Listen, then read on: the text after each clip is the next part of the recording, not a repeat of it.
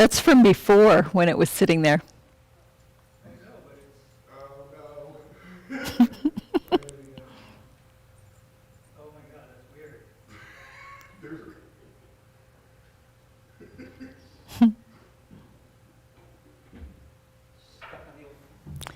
I can see it in the corner. There's my... Nice chair. Welcome, everybody. I'm glad to be back in physical form here. It's so wonderful to have you all with us, wherever you are watching from. I know we've got people in Arizona and California and Texas and Washington and all over here in Oregon. And who knows where else in the world, and we're so glad that you're here.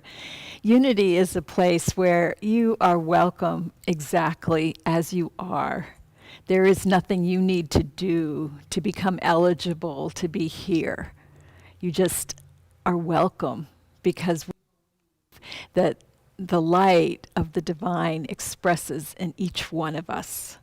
So regardless of the color of your skin or the way you identify as a gender or how you express sexually or where in the world you come from or how old you are or the size of your body or any of those things that sometimes are cause for discrimination, that is not true here. Here you are family and we welcome you.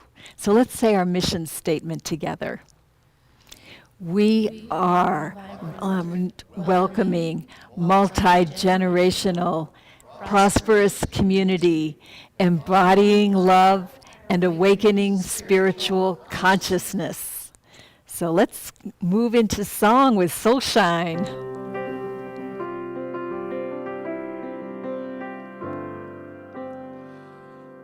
I am on a journey, a path of understanding. I hear, I see, I know. I am on a journey, path of understanding. I hear, I see, I know. Sing with us, I'm on a journey. I am on a journey, a path of understanding. I hear, I see, I know. I am on a journey, a path of understanding. I hear, I see, I know.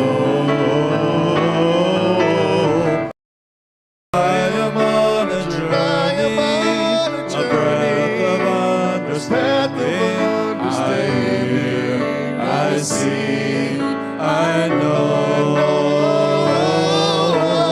I am on a journey, a path of understanding.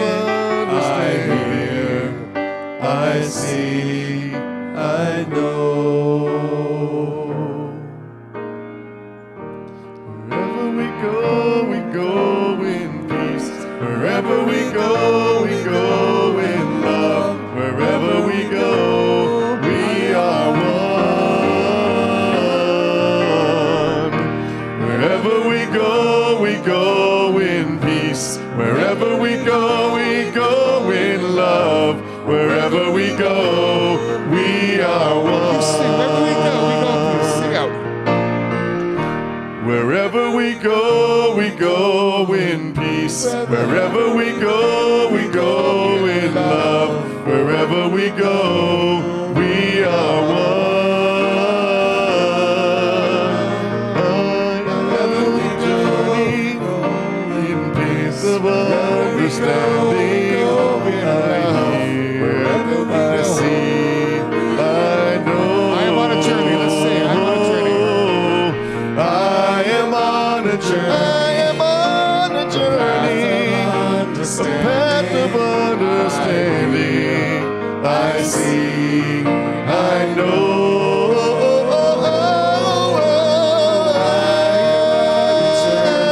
I'm on a journey, path of understanding. I see, I know, I hear, I see, I know. Wherever we go in peace.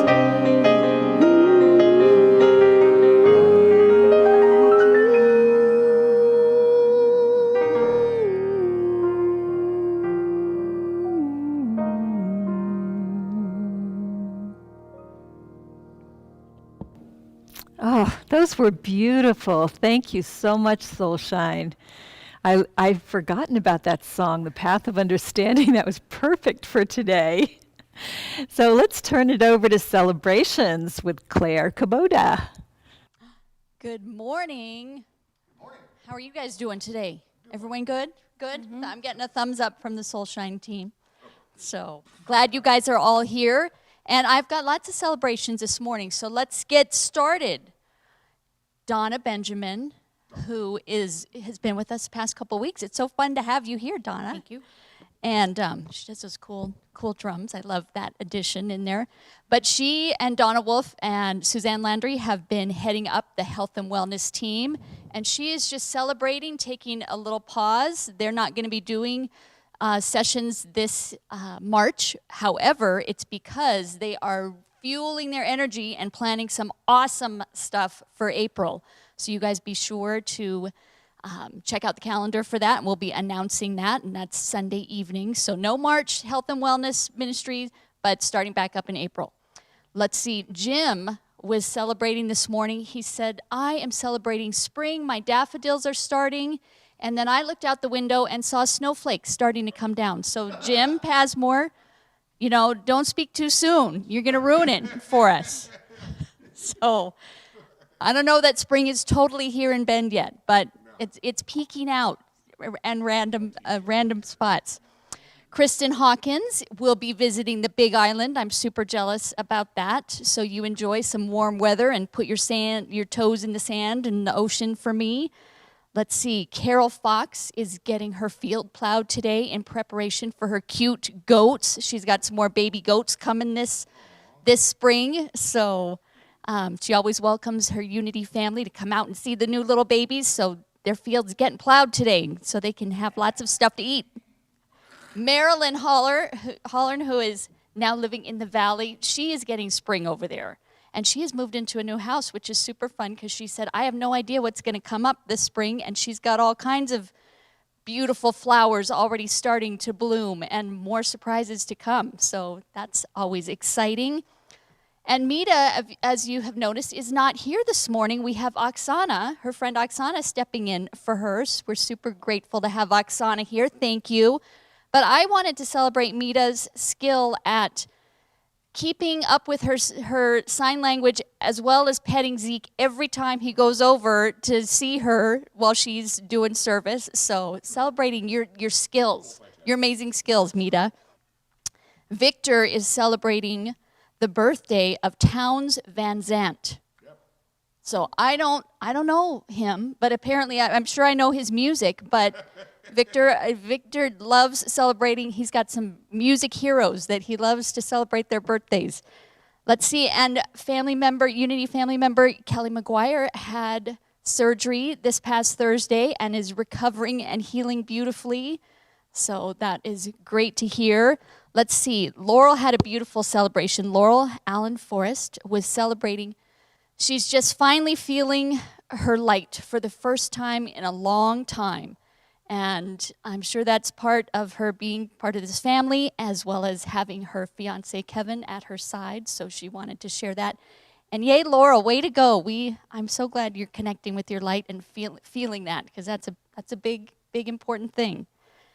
My girlfriend Courtney, who watches from Olympia, she is celebrating that her son Emmett is finishing up with his COVID quarantine. He got a positive COVID test.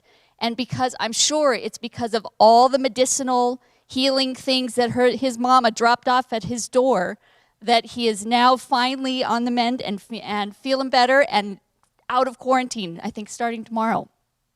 And then I've got one last celebration. I am celebrating eggnog lattes in March.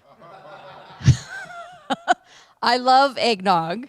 And I actually, at the grocery store right after Christmas, they had all their eggnog on sale for 99 cents. And you know what? I bought it. I bought a whole lot of it, and it's all in a freezer. And I'm slowly thawing it out as I need it so I can continue to have eggnog lattes for a while. All right. And then I am celebrating tomorrow. Kevin and I get to go visit my mom and her husband Ed in Lake Tahoe. So I know my mom is watching, so we will see you tomorrow, Mom. All right, you guys have a beautiful day, and back to Reverend Jane Hiatt. Thank you, Claire. I was getting very hungry as you talked about eggnog lattes and thought, oh, maybe they're on special, but it's only on special at Kubota's, apparently. So let's move into a time of prayer. I'd like to remind you that all you have to do is click the link that's in the chat there in order to, or go to our website if you're not watching in a place there's a chat, and fill out a prayer claim form. It's so important that we hold each other in prayer. And I'll be talking about that next week in a lot more detail, but for now, please just take the time to let us know how we may hold you in prayer. It's so lovely to be able to do that for you.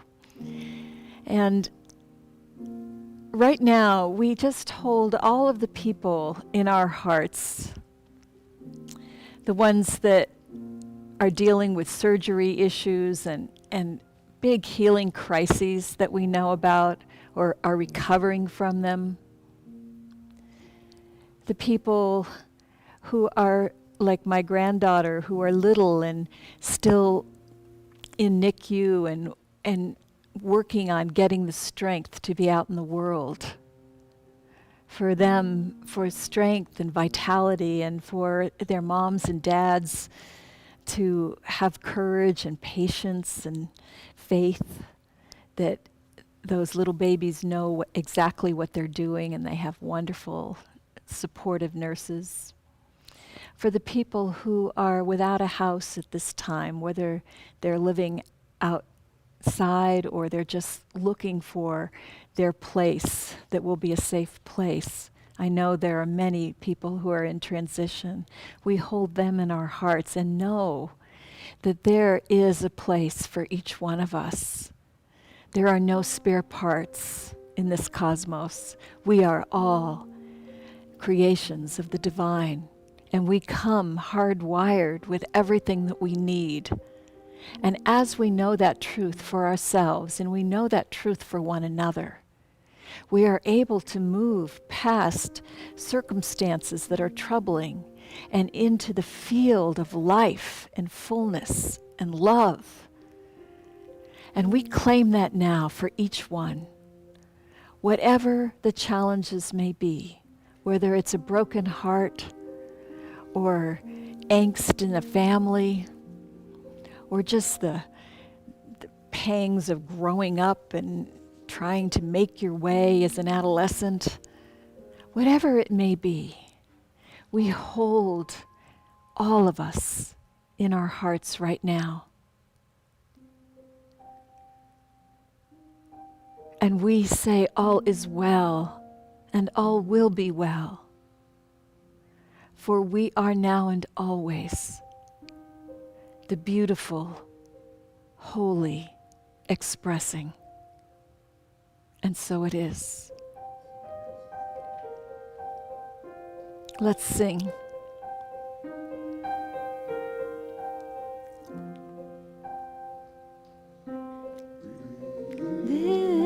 Know I am. Be still and know I am. Let go and know I am.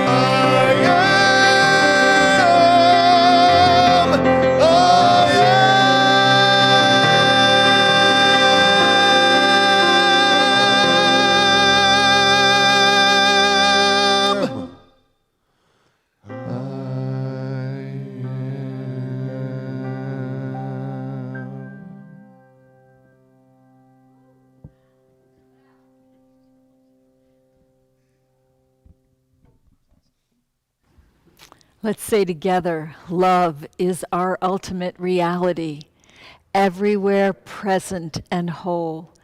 It radiates abundantly and continuously creates good in my life and in the world. As we gratefully acknowledge the presence and power of love now, we hold and circumstances we hold in prayer, healed and illumined by love, and so it is. And let's move into meditation now. Today is the power of understanding. And in the 12 powers, which is something that was articulated by our founder, Charles Fillmore, understanding is associated with the frontal lobe up here. And so let yourself just put your attention right there and imagine a beautiful light flowing into it and from it. Imagine that this part of your mind, that frontal lobe, that center of understanding, is illuminated.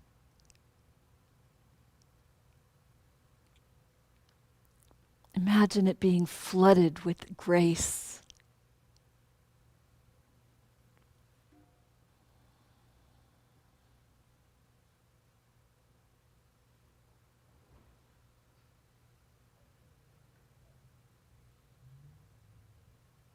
Just say to yourself, I understand.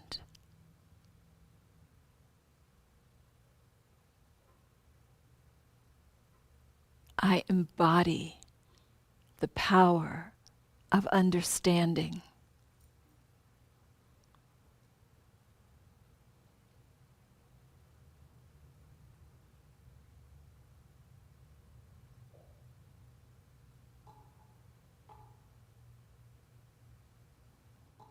Let yourself imagine that circumstances in your life that you may have told yourself, I just don't understand this. That there is a power that is greater, and it is coming from here with this light, and it is encompassing whatever those circumstances are, whatever those people are that you say, I just don't understand. I understand. I am the power of understanding. I am bigger than circumstances. And as I wrap my circumstances in the power of understanding, I know peace. I radiate peace.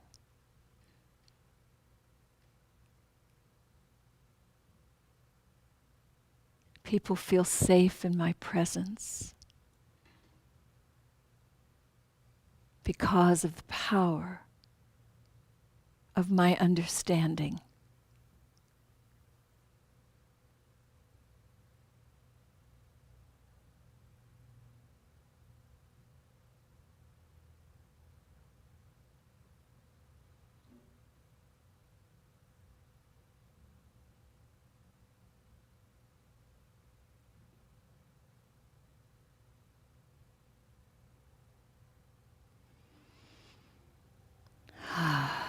Let's just bring our attention back.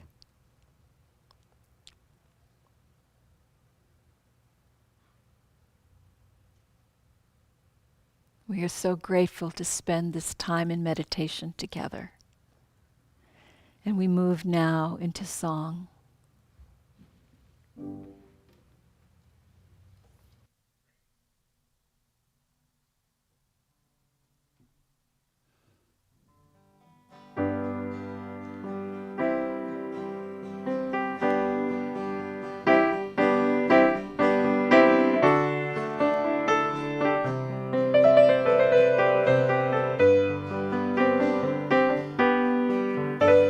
Seems like only yesterday I didn't have a clue.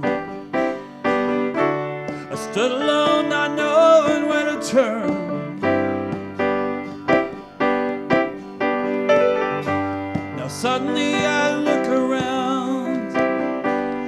everything looks new. I don't know why, but I think I'm starting to learn.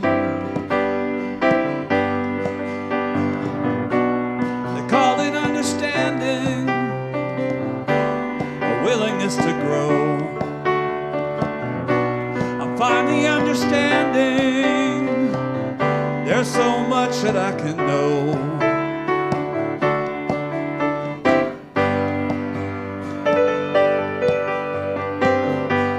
Till the day you came along, I used to just get lost. I only heard the things I wanted to hear.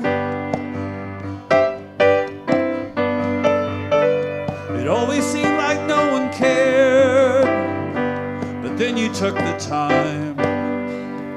And now I look and everything seems clear. Got me understanding, it really helped to see. I'm finally understanding, it's meant so much to me. You've got me understanding, you've given me some pride. I'm finally understanding, you're really on my side. You're really on my side. Yeah, yeah, yeah. Oh, you got me understanding. Understanding.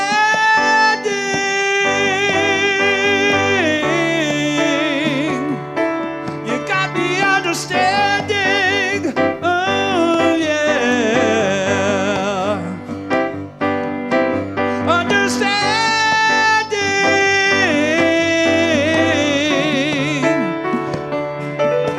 Understanding. You got me understanding. For the first time,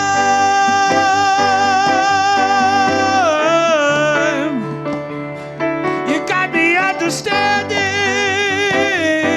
yeah.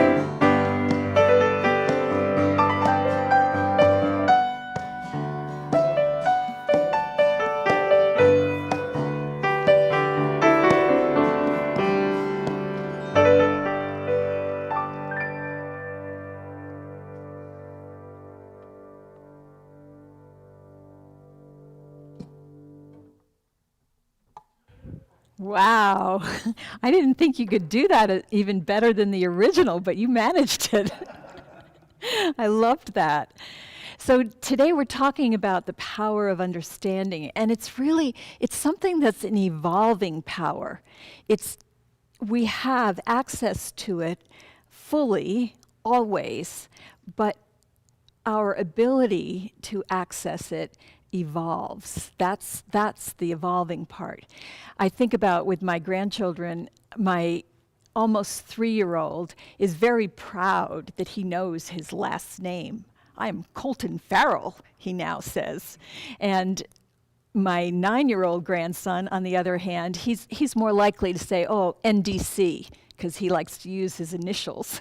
And he's focusing on where he is sort of in the pecking order. He sees himself as a leader, and other kids are following him, and he's looking for, well, who do I look up to?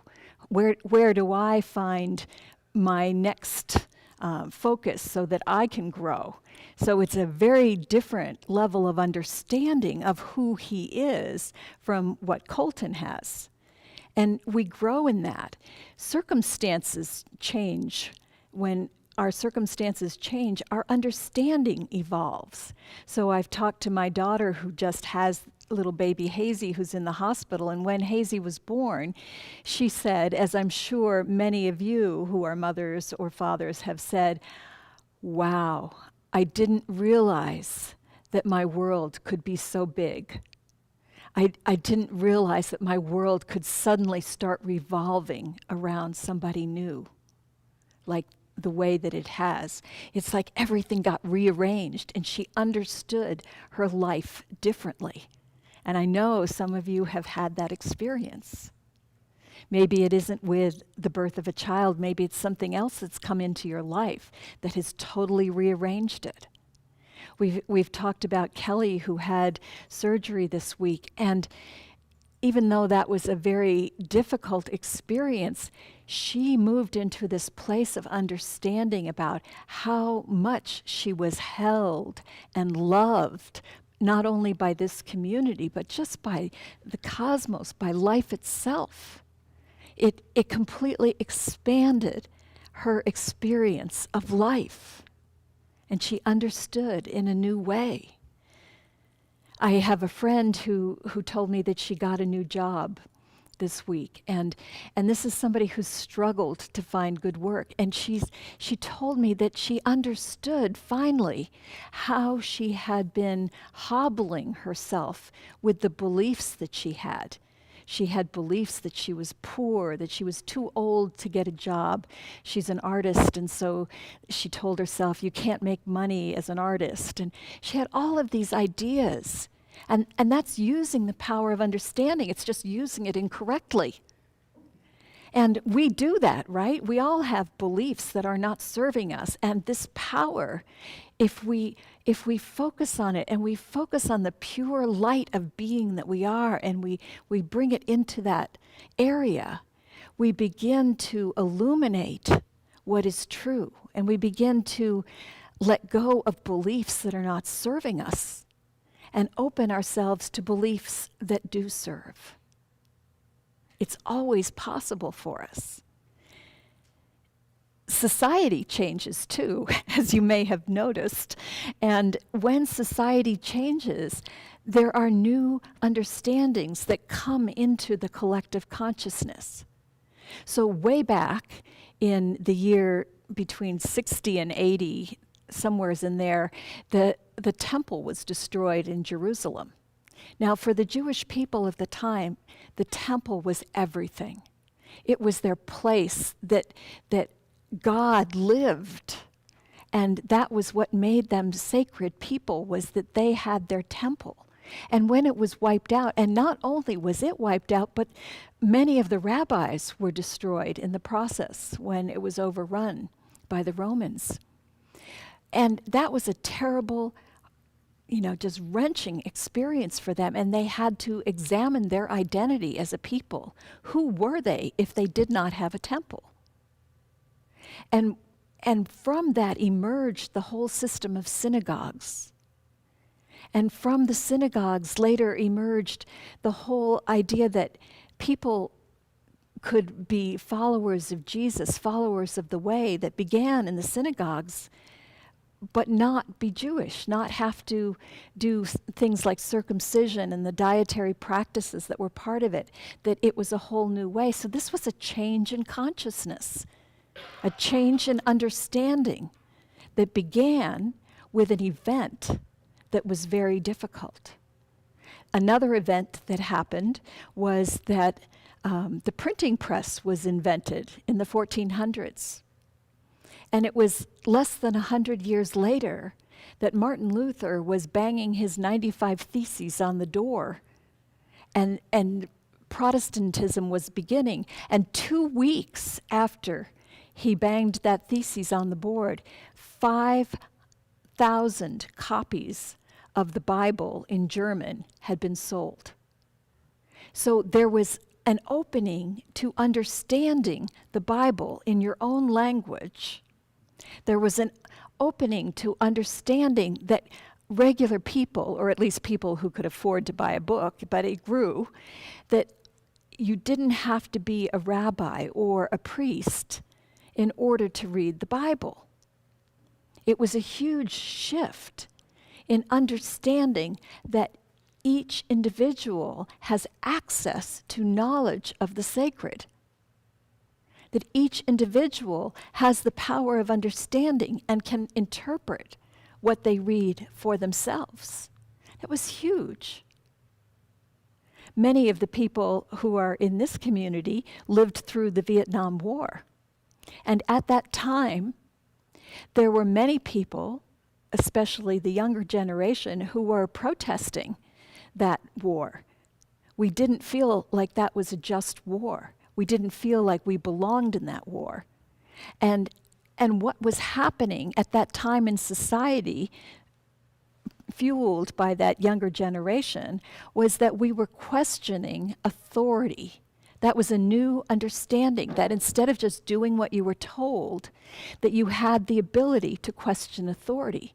So we were questioning the government, we were questioning the church, we were questioning the education system.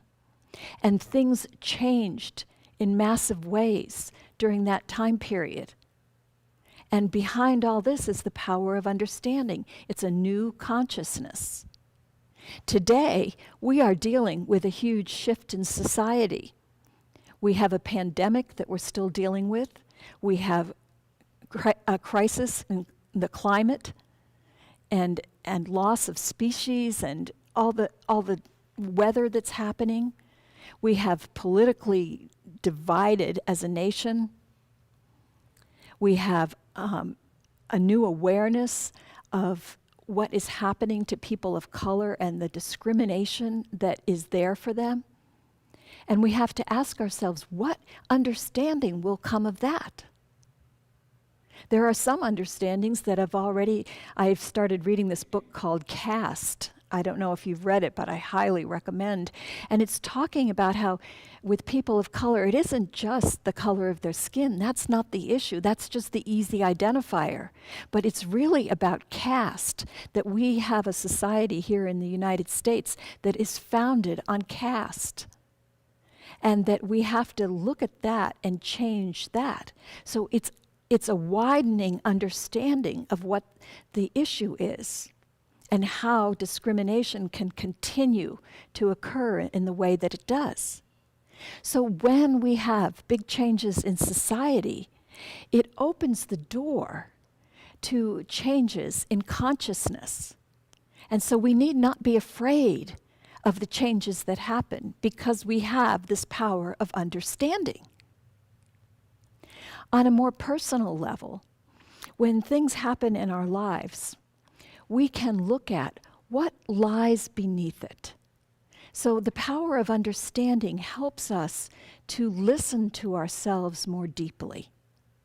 There was a man that I was working with in hypnotherapy who, he works with refugees, and it's a very difficult job. There's a lot of injustice that he sees, and he carries a lot of anger and despair and angst, and so we were working with that, and he was aware of this knot in his stomach, and I invited him to just pay attention to it. And this is something I recommend. I so highly recommend this to all of you. When there's something going on and you notice your body having a response, listen, put your attention on your body. Open the power of understanding to see what is there. And what he found was, the more he focused on it, it was just this tight. It wasn't just anger, it was hatred. And he pictured this hatred as this horned beast. And he wasn't happy to find that. But I just said, let's just stay with it. Let's welcome this beast. Just see what is there. And it was the most amazing thing, because as we welcomed this beast, who initially said he had nothing to say except hate, underneath that was such sadness. He had so much sadness because he was walking in what this man who has a Buddhist practice calls the hell realms. He was walking beside these people who are suffering in such incredible ways. And he didn't know what to do with that. And he had it layered over with anger and hatred. And nobody had ever taken the time to understand what those feelings were about. And so when he got in touch with the sadness, he went even deeper. He realized that he was the keeper of the suffering. That was the term that he used for this part of him that was so sad and over that so angry. And then he had judgment about himself. He aspires to be what is called in Buddhism a bodhisattva. That is someone who comes back to walk in the hell realms and to be a presence of light. But he said a seasoned bodhisattva doesn't take on the suffering. And he realized he was taking on the suffering and that wasn't the thing to do. And so I said, well, maybe you can invite the seasoned bodhisattvas to be here with you. And he could imagine that. And as he imagined the presence of their light, suddenly he had a new understanding. He realized that he was not there to take on suffering and get all in a knot himself. He was there to walk with people, to hold their hand, to radiate light. And we went even further. I said, what if you don't have to aspire to be a bodhisattva? What if you are born a bodhisattva? What if you're just evolving in your understanding of who you are? But you're already that. And it's the most natural thing for you to just radiate light and be present with those who are suffering. And he really got that. He could understand that. And it changed how he experienced it. And we went even deeper. And we imagined that the Great Mother was just holding him and cradling him as that baby bodhisattva. And that he was filling with so much light. That he was perfection already. And there wasn't anything else that he needed to become. Can you imagine that for yourself? Can you imagine that you are already perfection? That you don't have to become something? Just hold that thought for a minute. Let yourself understand from a higher level. I'd also like to share with you some steps that I've articulated with clients for how you raise your consciousness and you get to a higher level of understanding. So in the beginning, something happens. So let's say in your childhood, you were abused in some way. And that's, there are many forms of abuse, and many of us had one of them. So let's just say that. Your understanding will take the form of memory. And so you will remember that something happened, like I was beaten. And then you will put a spin on that. You will have an understanding and interpretation of what that means. And in the beginning, it's not usually in your favor. So you may think to yourself, I was beaten because I was bad. Maybe whoever beat you told you you were bad, and you took that in and you began to understand yourself as bad. Now that's not truth, but that's exercising your power of understanding in a way that does not serve you. But you get to evolve from that. So as you evolve, at some point, you begin to question. You challenge that belief. And you say, is that true? Is it true that I'm bad? What if it's not? Maybe I'm not bad. And you begin to realize you have a new understanding. And you realize that your parent or whoever it was that abused you, they had issues of their own. That this was about them. It wasn't about you. You were on the receiving end of what happened. You were on the receiving end of their issues. But it wasn't because you were bad. And then you bring in a higher power, the power of love. You bring in the power of imagination.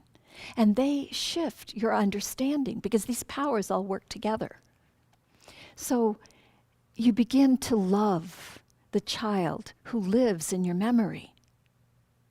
You begin to imagine that you could step in, you, the wise one that you are today, and you could intercept for that child.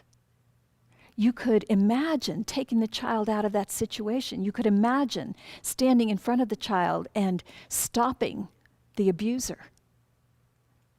Your imagination is that powerful. Right now, whatever story you are telling yourself, it's a story that lives in your memory that is fueled by an interpretation. Change the story, because the story that you're telling yourself is not serving you. And if you can understand that it is possible to have a better story, you can change your experience. Like my friend who talked about how she was shocked that she got the job because her understanding was based on stories that she had been telling herself that were based on experiences of abuse. But now she realizes, she understands she has to change those stories. And this is a way that you do it. You do it through your heart, sending huge love to this young self and using your power of imagination to create a different story. And then you move up to an even higher level of understanding, and that is making new meaning. So here are some different ideas. Try applying them in your own situation. One idea is that we are intentional souls, that we come here with an intention. So for example, we come in with the intention of learning forgiveness, really embodying forgiveness, which is a noble idea for a soul, right? But you cannot embody forgiveness unless you have something to forgive. And so if you realize that, if you realize and understand that you may have come in here on this planet in order to radiate the power of forgiveness, and that this experience that you had was serving your soul, then you understand it differently. Now you can forgive because you see, oh, this was serving me. And perhaps the abuser is a sacred friend who was willing to serve in that way so that you could have the experience that your soul required, not your personality. No personality is asking for this stuff we go through. But your soul is intentional. Another way of thinking about this is to say, we are a collective soul. So think about it as a rock band. If a rock star is out and is performing, you see the star. But the rock star has a whole road crew that's with him, right? And everyone on that road crew is important. So we, in our performance, we are the rock star. We are the star of the show, our show. But we have all of these other characters. And what if they are all part of one soul? So I'm experiencing what I'm experiencing, but all of the other parts of my soul are also having a role. And some of them are incarnate and might be part of the play, and some of them are disincarnate and are supporting from the wings, doing things that not everybody sees, but are very important. If we think about ourselves not as a singular entity, but as a collective soul, that changes how we understand. And it makes it easier to accept the things that happen. Another level is to say we are a planetary soul. And so instead of looking at, oh, there's these folks over here and these folks over here, and they're different, and one is bad, or, we have enemies and nations, and they're all divided, and look what's being done to the wolves, and isn't that terrible? And this species is disappearing, and we just see it all in pieces and conflicted pieces. What if instead we say we are a planetary soul and we are evolving together, and each one, just like our body, all pieces of our body are important. All the pieces of this planet are important, and somehow collectively we are evolving as a planet. What does that do to your understanding? And finally, what if our planet is part of a cosmic evolution? What if our whole cosmos is evolving to the place where we know ourselves simultaneously as both creator and creation? What if the way that we behave right now is just a process in the evolution, just like when a baby is in the womb? There are places where they have not yet developed. And when a child like my granddaughter is born early, she can't go home yet because she hasn't fully developed. But that doesn't mean something is wrong with her. It just means she is still developing. And when she comes home, she won't stop. She'll continue to develop. She will grow in body. She will grow in understanding. She will grow in her ability to love. So when we know that this is true, when we know the power of understanding, we create more peace in the world, because we realize that, it's okay. It's okay to evolve. And no matter what comes in front of us, we know I have the power. I have the power to understand this from a higher perspective. I don't need to be in a state of stress. So I encourage you this week to think about your life, your personal life, the things that you're dealing with, our collective life, and look at it from a point of understanding. Picture that light flowing into that part of your body, and see what new understanding may come to you. And let yourself feel the peace and radiate the peace that comes from that understanding. Namaste.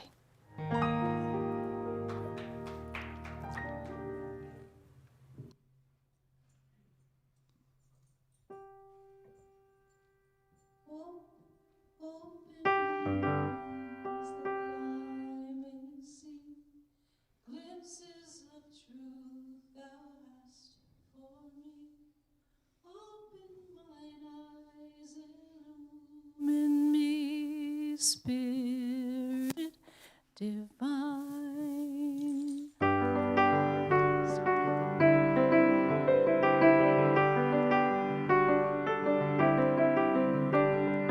Love of my life, I am crying. I am not dying. I am dancing, dancing along in the madness. There is no sadness, only a song of the soul, and we'll sing this song.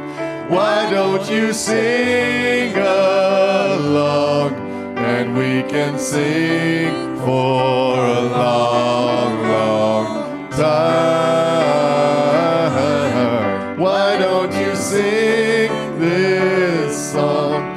Why don't you sing along, and we can sing for a long, long time.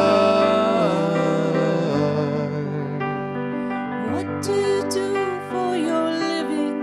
Are you forgiving, giving shelter?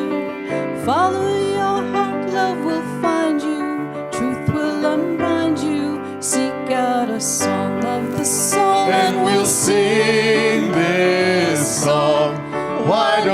you sing along, and we can sing for a long, long time.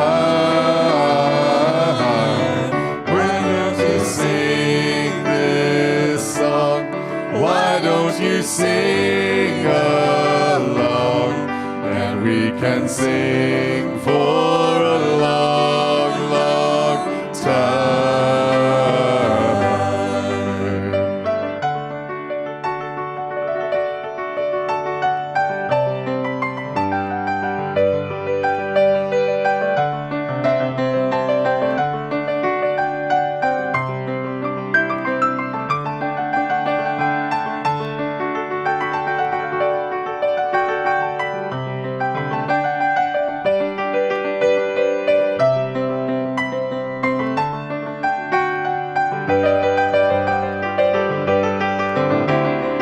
Come to life like a warrior, warrior. You can be happy. Let in the light, it'll heal you, and you can feel you sing out a song of the We'll song. sing this song. Why don't you sing along, and we can sing for a long, long time. Why don't you sing this song? Why don't you sing along, and we can sing for a long, long time.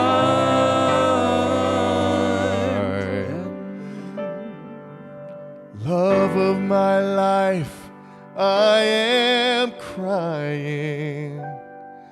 I am not dying.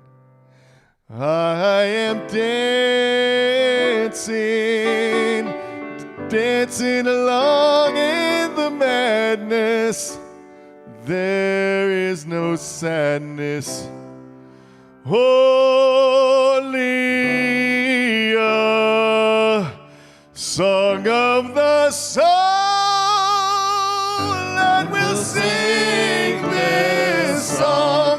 Why don't you sing along, and we can sing for a long, long time. For a long, long time. Why don't you sing this song?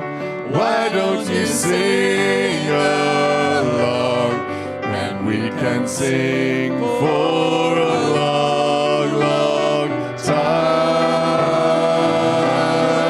And we sing for a long, long time.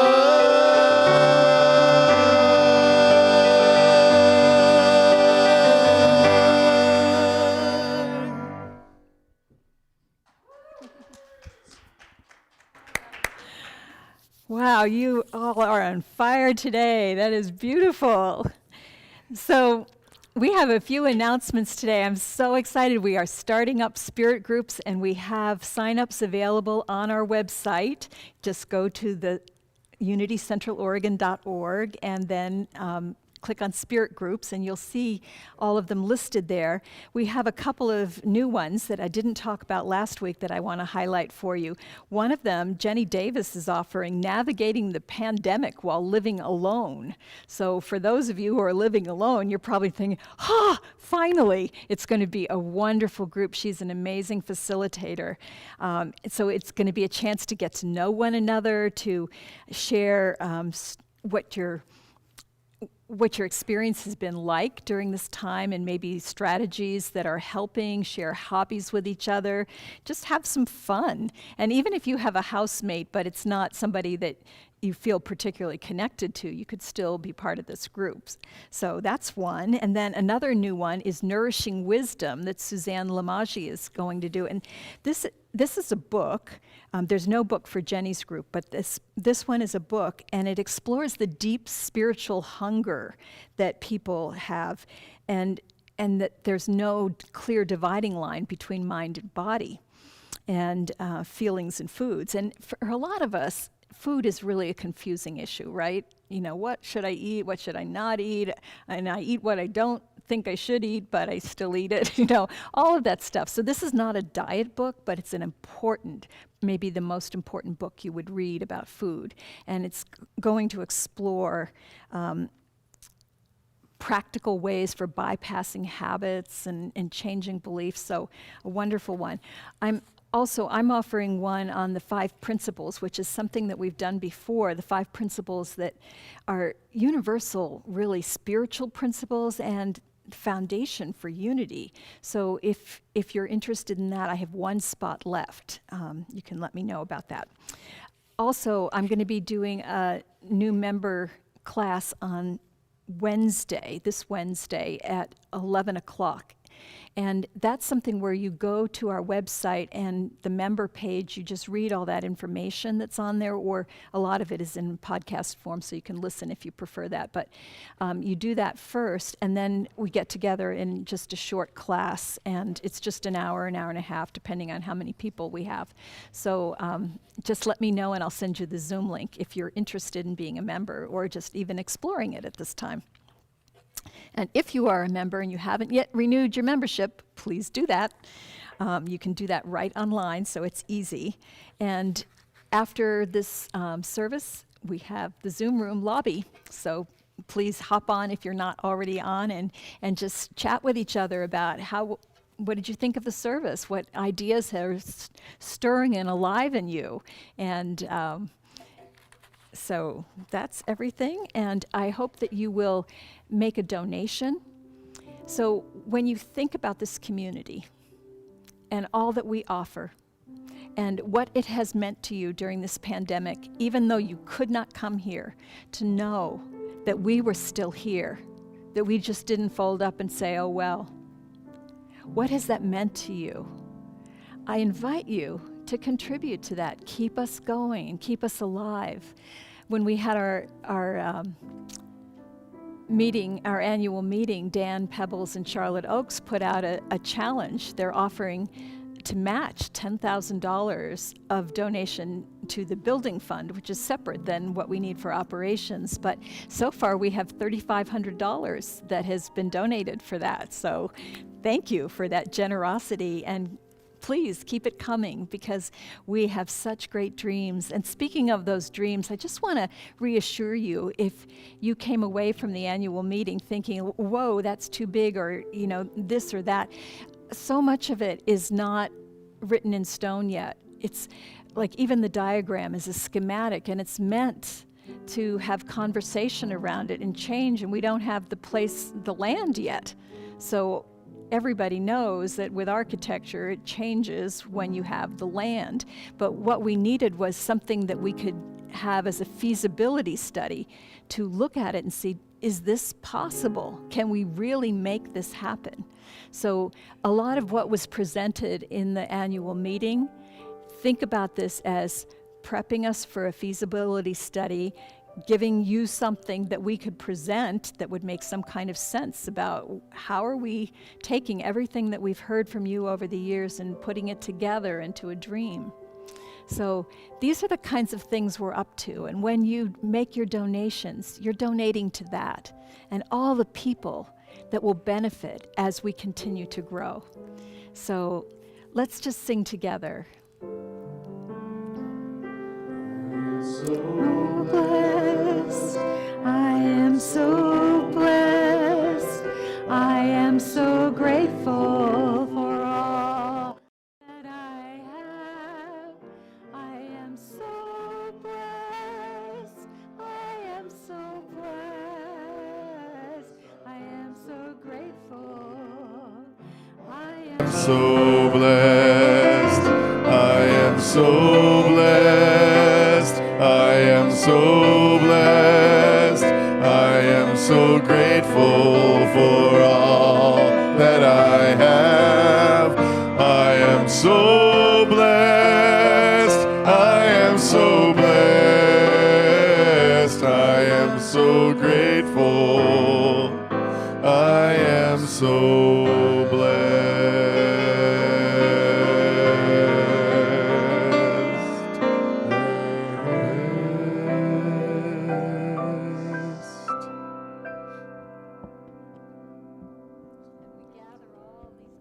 moving through the ethers toward us, and we say together, from the love of pure spirit within us, we bless these gifts. We send them forth to heal, bless, and prosper.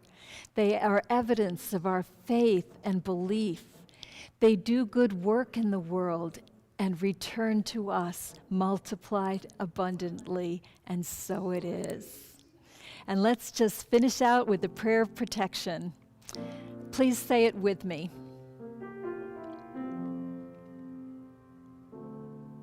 The light of God surrounds me.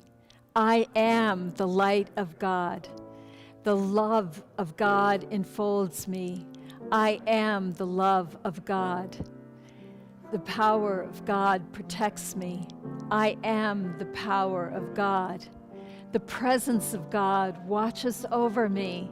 I am the presence of God. Wherever I am, God is because I am.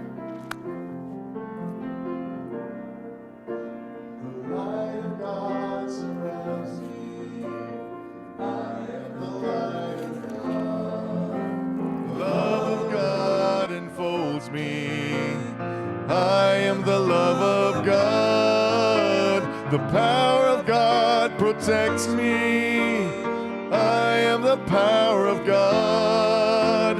The presence of God watches over me. I am the presence of God. Wherever I am, God is.